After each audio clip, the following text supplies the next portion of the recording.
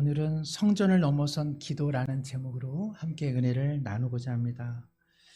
바닷가 모래사장에서 손등에 모래를 얹어놓고 모래로 집을 짓다 보면 대부분 노래 한 곡조를 부르게 되죠. 두꺼봐 두꺼봐 헌집 줄게 새집 다오. 이 노래는 어디서부터 시작되었을까요? 두꺼비 중에 옴두꺼비라고 하는 두꺼비가 있습니다. 이 옴두꺼비는 알을 품으면 오히려 좀 특이한 행동을 합니다. 여느 때는 보통 이 두꺼비가 뱀을 피하는데 이 어미가 알을 품으면 오히려 이 뱀에게 시비를 건다고 합니다. 그 결과 뱀은 두꺼비와 또 두꺼비와 뱀은 이제 서로 죽느냐 사느냐 하는 싸움을 벌이게 되죠. 그러나 대부분 두꺼비가 집니다.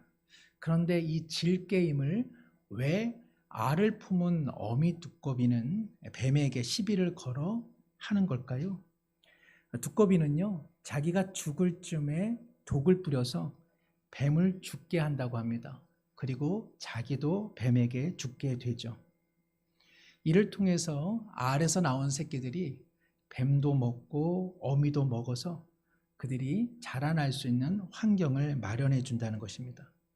그러니까 우리가 두꺼봐 두꺼봐 헌집 줄게 새집 다오라고 하는 이 전래 동요에는 두꺼비 어미가 자기 몸을 내어주어서 새로운 생명이 살 새로운 공간을 만들고자 하는 헌신과 희생의 내용이 담겨져 있습니다.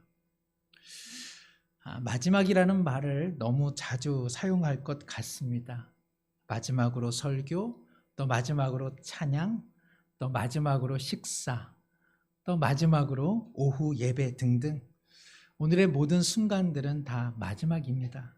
그러나 달리 생각해 보면 우리가 어디 먼 곳 떠나는 것이 아니라 다만 이 공간을 새롭게 하는 것이라서 마지막이라고 하는 단어는 너무 큰 것 아닌가 그런 생각을 합니다. 계획상으로는 12월 초에 새롭게 본당이 단장되면 우리는 다시 이곳에 입실하여 함께 예배를 드리게 될 것입니다. 어떤 분이 자동차를 구입하고 나서 신문지를 가지고 다닌다는 이야기를 들은 적이 있습니다. 운전을 할 때 또 가족들이 새 차에 올라탈 때마다 그 아버지 되는 사람이 야 신발 벗어라. 그래서 그 신발을 모조리 트렁크에다 넣어두고 맨발로 모두가 그 자가용에 탑승을 한다는 것이죠. 설마 지금까지 그러겠습니까? 한두 주 그렇게 했다가 야 이럴 것은 아니다 싶지 않았겠습니까? 아무리 새 것이라도 사용하다 보면 다 낡아지고요. 낡아지면 고치고 수리하고 새롭게 환경을 장만해야 되지 않겠습니까? 우리 교회 건물에 여러 곳도 그런 필요에 직면해 있지 않습니까? 나 하나 사용하는 공간이면 그냥 나 하나 불편하면서 사용하고 이용하면 될 일이겠으나 교회 건물은 그런 곳이 아닙니다. 교회 건물은 공유하는 공간이고요. 함께하는 공간입니다. 또한 교회 건물은 상당한 상징성을 가지고 있습니다. 다른 이들을 맞이하는 공간이고 또 이 공간 안에 오면 실은 경외감이 일어날 만한 공간이 될 필요가 있습니다. 예배를 드리는 공간이요. 그리고 사랑하는 성도들이 나누고 배우는 뚜렷한 목적성을 갖고 있는 공간이기 때문에 교회 공간은 시대에 맞게 또 환경에 맞게 사용된 연수에 맞게 재조정되고 개선이 반드시 필요한 공간입니다. 오늘 본문은 우리가 잘 아는 이스라엘 왕 솔로몬이 하나님을 예배하는 공간으로서 성전을 건축하게 됩니다. 교회 공간을 새롭게 하는 이때에 솔로몬에게 주신 하나님의 말씀이 오늘 우리에게 주시는 음성이 되기를 소망합니다. 먼저는 성전을 지을 때에 누구나 그러하죠. 우리가 어떠한 이사를 한다, 또 새로운 곳을 아름답게 꾸민다, 그러면은 내심 기대하는 바람들이 있습니다. 솔로몬이나 백성들이 성전을 건축할 때 마음에 가지고 있었던 간절한 소망은 무엇이었을까요? 하나님께서 이곳에 계시면 좋겠다. 하나님의 영광이 이곳에 가득 넘쳤으면 좋겠다. 마치 엄마가 아이를 두 팔 벌려 안아주는 것처럼 이 공간이 하나님의 큰 능력의 편팔로 안아주심의 공간이 되면 좋겠다. 그런 기대를 갖고 있었습니다. 아마 우리 모든 성도님들도 예배당과 또 여러 부속실들이 조금 새롭게 단장된다면 그곳에 하나님의 따스함과 또 하나님을 향한 경외감이 넘쳐 흐르기를 아마 소원하실 것입니다. 그런데 솔로몬은 성전을 지으면서 그의 기대보다는 하나님께서 그에게 기대하는 면이 있다는 것을 새롭게 깨닫게 됩니다. 그것이 무엇이냐 하면 바로 오늘 본문의 내용입니다. 하나님을 이 웅장하고 그리고 멋진 공간 안에 담아두려고 했던 그 마음이 실은 하나님의 마음이 아니라 하나님께서 오히려 이곳을 향하여 이곳에서 기도할 때 하늘 너머의 지평에서 그 기도를 들으시겠다. 그 마음에 그가 이르게 된 것이죠. 오늘 본문 우리 27절 우리 한번 유초등부 또 우리 학부모 교사분들이 있으면 우리 27절은 우리 해당되시는 분들이 읽겠습니다. 하나님이 참으로 땅에 거하시리까 하늘과 하늘들의 하늘이라도 주를 용납하지 못하겠거든 하물며 내가 건축한 이 성전이오리까. 우리 연합하는 마음으로요. 우리 28절은 우리 청소년부 또 학부모 교사분들 함께 읽습니다. 그러나 내 하나님 여호와여 주의 종의 기도와 간구를 돌아보시며 이 종이 오늘 주 앞에서 부르짖음과 비는 기도를 들으시옵소서. 우리 또 29절은요. 우리 청년부가 함께 한번 읽습니다. 시작. 주께서 전에 말씀하시기를 내 이름이 거기 있으리라 하신 곳 이 성전을 향하여 주의 눈이 주야로 보시오며 주의 종이 이곳을 향하여 비는 기도를 들으시옵소서. 우리 30절은 함께 읽습니다. 주의 종과 주의 백성 이스라엘이 이곳을 향하여 기도할 때 주는 그 간구함을 들으시되 주께서 계신 곳 하늘에서 들으시고 들으시사 사하여 주옵소서. 아멘. 솔로몬이 하나님의 성전을 지으면서 하나님을 위하여 이곳에 성전을 지으나 그러나 하나님을 모실 수는 없다는 것을 깨닫습니다. 오히려 하나님께서 그에게 주신 마음은 솔로몬아 너가 이곳에서 혹은 이곳을 향해 기도할 일들이 참 많을 것이다. 이곳을 향해 이곳에서 기도할 때 내 그 기도를 들어주마라고 말씀해 주신 것이죠. 그래서 솔로몬에게는 예루살렘 성전이 그저 하나님을 경배하는 일종의 점이 아니라 하나님을 향해 나가는 길이 되었습니다. 우리가 이렇게 공항에 가면 공항에서 주구장창 계시는 분 없을 겁니다. 공항은 해외로 나가는 출발점이 되는 곳이죠. 예루살렘 성전 그리고 우리가 새롭게 당장하는 이 공간도 그렇습니다. 이곳은 하나님께로 향하는 길이 되어지기를 소망합니다. 이곳은 머무는 곳이라기보다는 하나님께로 향한 길이 되는 처소로 다시 한번 변모되어지기를 소망합니다. 그러면서 솔로몬은 7가지 기도를 주님 앞에 드리는데요. 첫 번째는 죄를 범하여 주 앞에 간구할 때에 그 기도를 들어 주옵소서. 또 두 번째는 삶에서 실패하였을 때에 이곳을 향하여 이곳에서 기도하오니 주님 힘을 주시옵소서. 세 번째는 어찌할 수 없는 사고로 삶이 무너질 때 이곳을 향하여 기도하오니 주님 구원하여 주옵소서. 네 번째는 심각한 병에 걸렸을 때에 그것은 육신의 병 혹은 마음의 병 우리 주님께서 고쳐 주시옵소서. 주의 이름을 의지하여 기도하는 이들의 기도에 주님 간구하여 주옵소서. 그리고 6번째는 전쟁 가운데 우리를 보호하여 주시며 마지막으로는 포로가 되었을 때 우리로 하여금 자유민이 되게 하여 주옵소서. 저는 개인적으로 제가 언제 구원을 받았을까? 내가 구원받은 것을 스스로 어떻게 알 수 있을까? 적어도 한 가지 분명한 것 있습니다. 그것은 홀로 아무도 없을 때 진실된 마음으로 기도하는가? 바로 거기에 달려져 있습니다. 저의 약함을 고백하고 진실된 마음으로 주님을 찾는 자, 홀로 아무도 없는 시간 속에 하나님 앞에 기도하는 이들이 있다면 그는 반드시 하나님의 구원받은 자녀라 할 수 있습니다. 그러나 홀로 기도할 수 없고 홀로 기도하는 경험이 없다면 실은 하나님의 자녀라 말하기는 쉽지 않습니다. 하나님의 자녀는 누구죠? 하나님의 자녀는 반드시 그가 어린이건 청소년이건 청년이건 그가 노년의 주님을 영접했건 그 시기와 그 나이에 관계없이 홀로 기도할 수 있는 사람은 반드시 하나님의 자녀입니다. 그러나 홀로 하나님 앞에 진실된 기도를 드리지 못한다면 그는 아직 하나님의 자녀라 단정하기는 어려울 것입니다. 하나님께서 세상에 은혜를 주시는 방법은 우리 개혁교회는 세 가지를 아주 중요시 여깁니다. 오늘 우리가 성찬을 합니다만 바로 이 성찬과 예배를 통해서 하나님은 은혜를 주십니다. 주일 예배에 목마름이 있다면 스스로 나는 신자이구나. 나는 주일 예배를 안 드려도 나는 살 것 같아 라고 한다면 자신의 신앙을 다시 한번 생각해 볼 필요가 있습니다. 둘째는 성경 말씀입니다. 하나님께서는 우리 가운데 환상을 보여주시거나 별다른 음성을 통해서 하나님의 뜻을 밝혀주지 않으십니다.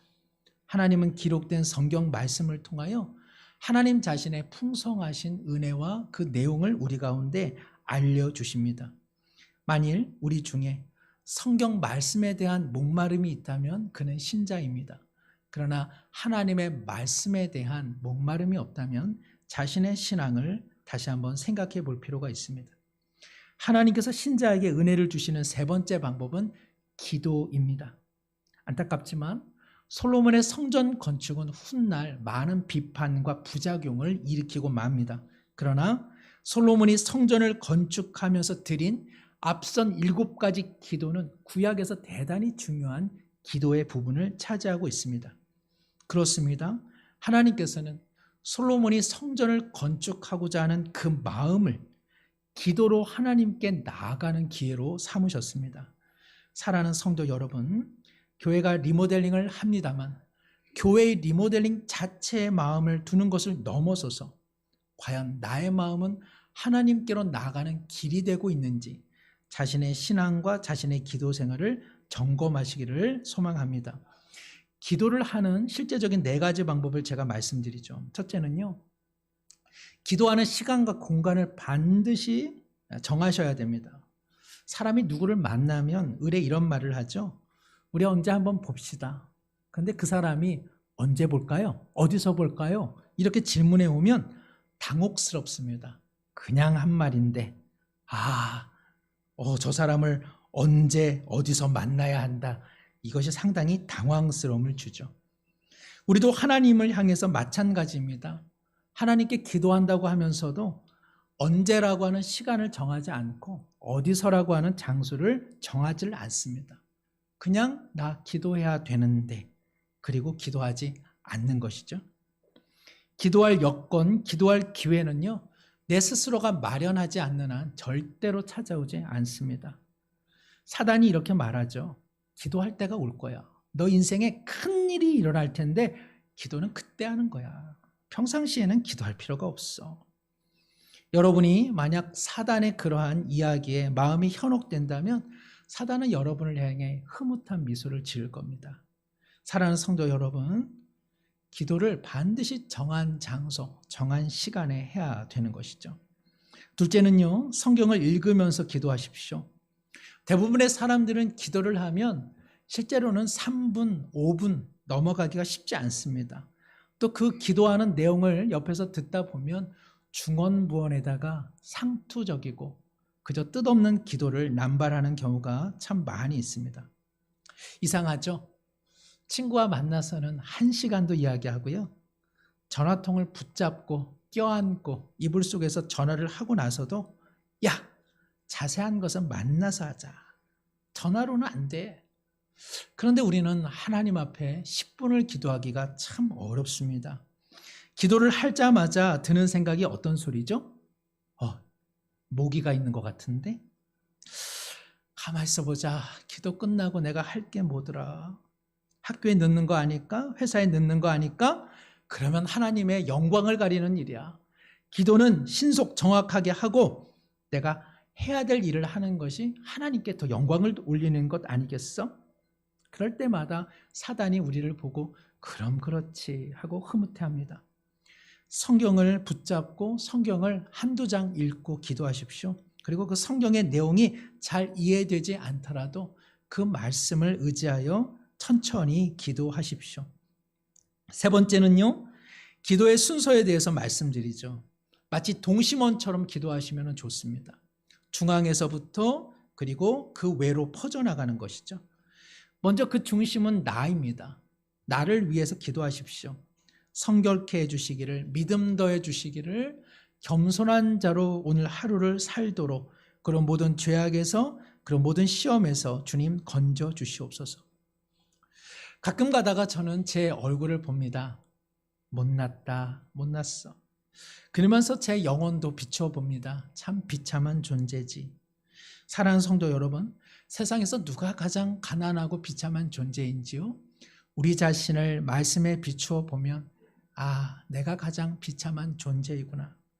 나만큼 기도를 필요로 하는 사람이 없음을 우리는 깨닫게 됩니다. 그 이후에 사랑하는 가족의 이름을 불러가면서 기도하십시오. 그리고 나서 오늘 하루의 일과 여러분이 학생이라면 여러분의 배움의 시간을 위해 간절히 기도하십시오. 그 다음에는 여러분의 친구나 동료 중에 기도가 필요한 이들을 위해 기도하십시오. 그리고 마지막 나라와 교회를 위해 기도하십시오. 어떤 분은 외계인을 위해서 기도한다고 하시더라고요. 미확인 물체를 위해서는 기도하지 마시고 미확인된 소문을 갖고 기도하실 이유가 없습니다. 넷째는요, 우리 자신을 위해 기도하실 때 우리의 몸을 의식하면서 기도하십시오. 우리의 머리부터 우리의 발끝까지. 그래서 자신의 손을 얹어놓고 기도하셔도 좋습니다. 하나님 아버지, 오늘도 내 머리에 세상의 생각이 아닌 하나님의 지혜와 하나님의 말씀으로 채워주셔서 세상의 논리가 아닌 말씀의 지배를 받아 오늘 한날 사고하며 살아가게 하소서. 우리의 눈을 놓고 한번 기도하십시오. 하나님 아버지, 오늘도 창공의 새와 들풀에 깃든 하나님의 은총을 보는 눈이 띄어지게 하여 주옵시고 누군가의 허물을 바라보는 눈이 아니라 그 사람의 존재됨의 가치됨을 볼 수 있는 새 눈을 열어 주옵소서. 여러분의 귀를 붙잡고 한번 기도하십시오. 오늘도 수다한 세상의 소리로부터 저를 건져주시고 누군가의 마음 아픈 목소리조차도 들을 수 있는 공감의 귀, 열린 마음의 귀를 허락해 주옵소서. 여러분의 콧대 높은 코를 붙잡고 기도하십시오. 하나님 아버지, 콧대 높아지는 세상 속에 교만하게 살지 않게 하시고 이 코로 호흡할 때 성령의 생기로 호흡하게 하소서. 들숨과 날숨을 통하여서 좋은 것들은 받아내고 나쁜 것들은 내뱉게 하소서. 우리의 입을 붙잡고 기도하십시오. 하나님께서도 오늘 이 입술을 통하여 먹을 것 주심을 감사합니다. 내 입이 하나님을 찬양하며 다른 일을 살려내는 생명의 입술로 작용되게 하소서. 여러분의 손을 잡고 기도하십시오. 이 손으로 오늘도 정직하게 수고하게 하여 주시고 땀 흘린 것 빼앗기지 않게 하소서. 그러나 이 손으로 움켜잡고 사는 인생 되지 않고 나누고 붙잡는 손 되게 하소서. 우리의 발을 놓고 기도하십시오. 하나님 아버지, 오늘도 세상을 향해 걸어가나 그러나 하나님을 향한 순례와 그리고 믿음의 길을 온전히 걸어가게 하소서. 종교개혁가 루터가 개혁을 추진하다가 깊은 절망에 빠집니다. 하나님 아버지, 왜 도와주지 않으십니까? 저는 더 이상 버틸 수 없습니다 라고 할 때 루터의 아내가 검정 소복을 입고 나왔습니다. 도대체 누가 죽었어? 왜 소복을 입고 나왔어? 그러자 아내가 말합니다. 지금 방금 하나님께서 죽으셨습니다. 어떻게 하나님께서 죽으셨단 말이요? 하나님께서 죽지 않으셨는데 루터의 하나님께서 지금 죽으신 것처럼 당신은 자포자기하고 있지 않습니까? 그러니 저는 당신을 보니 하나님이 죽으신 것만 같습니다. 성도 여러분, 나의 하나님은 살아 계십니까? 아니면 죽어 계십니까? 스쿠버 다이버들이 물속으로 들어가기 전 산소 탱크를 매는 것은 당연하지 않습니까? 비행기 조종사들은 비행 중에 끊임없이 관제탑과의 교신에 얼마나 마음을 기울이고 있습니까? 군인들은 전쟁에 나가기 전에 자신의 소총을 수차례 검사하지 않습니까? 우리가 어디 맛집에 가면 얼마나 많이 핸드폰으로 검색하고 주인에게도 이곳에 뭐가 가장 맛이 있는지 물어보지를 않습니까? 당뇨병 환자는 정한 시간 치수를 확인하고 인슐린을 맞는데 온 하루를 쏟지 않습니까?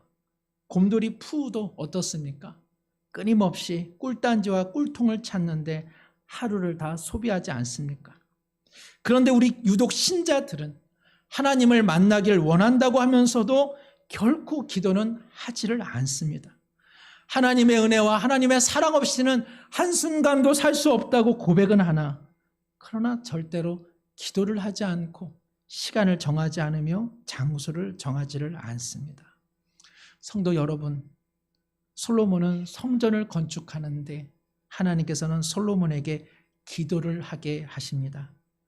하나님과 마음이 있다는 것이야말로 참된 성전이요, 그리고 주님을 향한 생명의 길이기 때문에 그렇습니다. 한 성도의 경건함과 신앙됨은 그가 홀로 아무 일도 없는 삶의 환경 속에서도 진실하게 하루하루 주님과 마주하느냐에 달려져 있습니다.